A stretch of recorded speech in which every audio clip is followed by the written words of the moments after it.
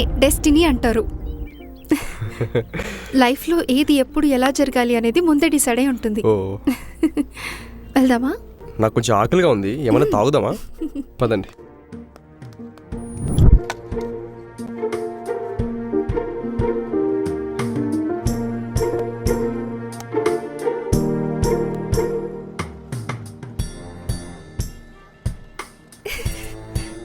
ఇంకా మీ నంబర్ ఇవ్వరా?